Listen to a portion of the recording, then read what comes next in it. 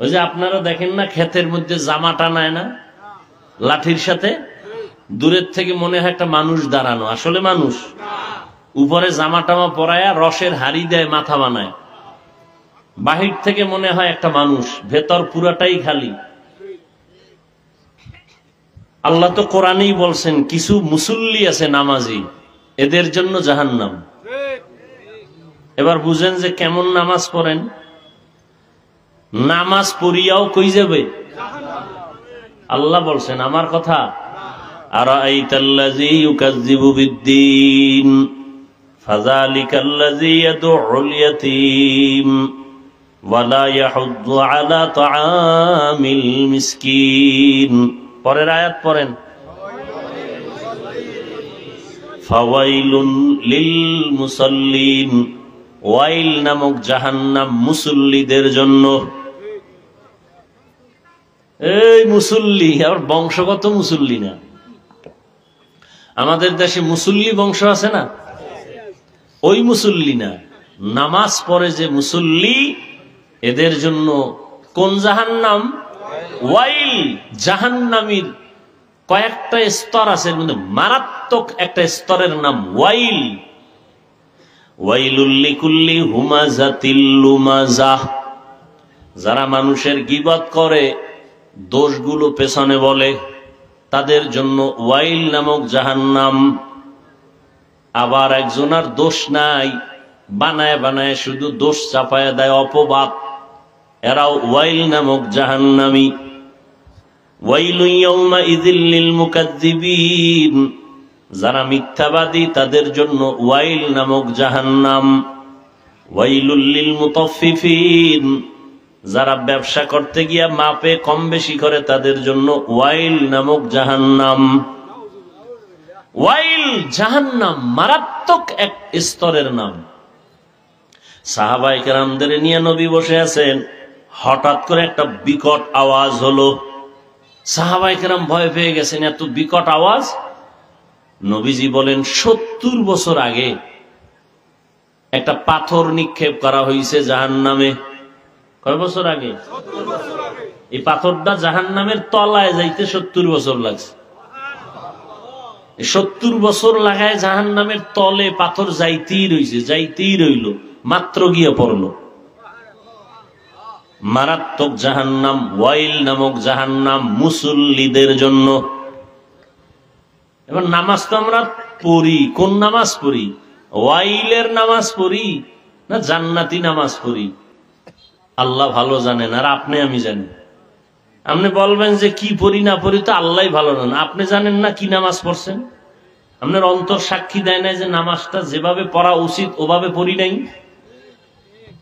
আপনার অন্তর বলে নামাজটা নামাজের মতো হয় নাই, তো আল্লাহ কি বলবে? হইছে? কোনদিনও বলবেন। নামাজ যার যত ভালো তার আমল তত ভালো, নামাজ যার যত সুন্দর তার আখলাক সুন্দর, তার লেনদেন সুন্দর, তার ব্যবসা সুন্দর, তার চাকরির অবস্থা সুন্দর, তার ওয়াদা সুন্দর। নামাজে যার ভেজাল তার পুরো জীবনটাই ভেজাল। যত বড় পীর হোক না কেন, যত বড় শাইখুল হাদিস হোক না কেন, যত বড় পাগড়িওয়ালা হোক, যদি তার আমলে ভেজাল থাকে, এক জবাব, তার আসলে মূলত নামাজে ভেজাল। কিতে ভেজাল? নামাজ।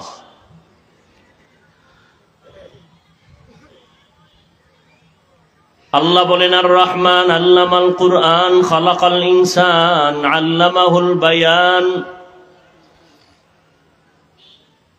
তরজমাটা বলছি, ভূমিকায় 2-3 মিনিট একটু কথা বলে মূল 2-1টা কথা বলেই দোয়া করে দেব। দুনিয়াতে আল্লাহ মানুষ সৃষ্টি করেছেন এবং এই মানুষকে সৃষ্টির শ্রেষ্ঠ মর্যাদা দিয়েছেন। মানুষের মতো দামি কোনো প্রাণী আল্লাহ বানান নাই। নূরের সৃষ্টি শ্রেষ্ঠ না, আগুনের সৃষ্টি শ্রেষ্ঠ না, একমাত্র মাটির সৃষ্টি মানুষ। ঘোষণা কার? মানুষ বানাইয়া শ্রেষ্ঠত্ব দিছেন না বানানোর আগেই? আগেই। মানুষ যেন দুনিয়াতে গিয়া নিজেদের বরাত্ম, সম্মান, শ্রেষ্ঠত্ব ধরে রাখতে পারে, এজন্য আল্লাহ 2টা ব্যবস্থা দিছেন। কয় ব্যবস্থা? এক ব্যবস্থার নাম ব্যক্তি, আর এক ব্যবস্থার নাম কিতাব। ব্যক্তিও লাগবে, কিতাবও লাগবে। সমস্ত ব্যক্তিদের মধ্যে শ্রেষ্ঠ ব্যক্তি রহমাতুল্লিল আলামিন। সমস্ত কিতাবের মধ্যে শ্রেষ্ঠ কিতাব কুরআনুল কারীম। এই দুটোটা আসছে কোথায় জানেননি? মক্কা নগরীতে। শ্রেষ্ঠ ব্যক্তি রহমাতুল্লিল আলামিন কোথায় আসছিলেন বলেন? শ্রেষ্ঠ কিতাব কোরআন কোথায় আসছে? মক্কায়। কেমন অবস্থায়? যেই সময় মক্কার মানুষের মতো লম্পট চরিত্রহীন দুনিয়ার আর কোথাও ছিল না।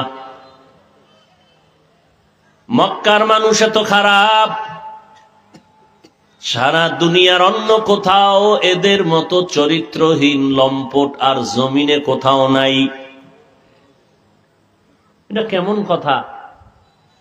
এলাকার মানুষ দুষ্টামি করে, গান বাজায়, মাইকে গান বাজায়, কিন্তু তুলনামূলক মসজিদ যেখানে আছে এর পাশের মানুষগুলো একটু অন্যদের তুলনায় একটু হিসাব করে চলে না। পৃথিবীর মধ্যে শ্রেষ্ঠ ঘর তো বাইতুল্লাহ। অন্য দুনিয়ার অন্য জায়গার মানুষ চূড়ান্ত খারাপ হলেও মক্কার পাশের মানুষগুলো তো একটু কম খারাপ হবে। কিন্তু ইতিহাস দুনিয়ার জমিনের মধ্যে ওই সময় মক্কার মানুষ এতটাই খারাপ, অন্য কোথাও এত পরিমাণ খারাপ মানুষ আর ছিল না। অথচ বাইতুল্লাহ তো এই মসজিদের মতো না, যেই বাইতুল্লাহর দিকে তাকাইলেই সওয়াব, খালি দেখবে সওয়াব। হাজী সাহেব হজের সফরে গিয়া